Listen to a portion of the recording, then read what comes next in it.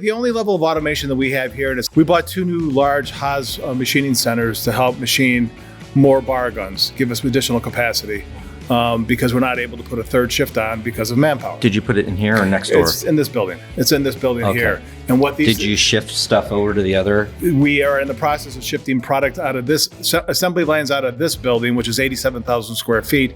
The facility next to which is separated by a demising wall is another 47,000 square feet. So we have the entire building.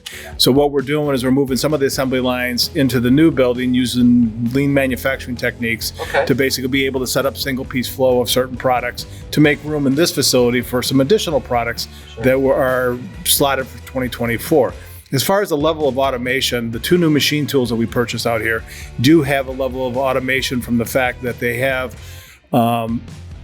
we'll call them trunnions, basically, or carousels that allow them to load up parts on the machine, and then you can stage those parts. And as the trunnion's done, it moves out of the way. A new one comes in. Doesn't require a human to go place it in so there. So we can load the machine up completely, cool. push the button, and run for about 18 hours. All right. But those machines are connected to the network, so we can start pulling files from the network, as well as there's video cameras on those machines. So when you have nothing to do at 9 o'clock on a Tuesday night and you want to see if the machine's looking, bring up your phone, and you can actually watch the machine do the machining. All right, so there's some tech involved with that equipment. It's pretty neat.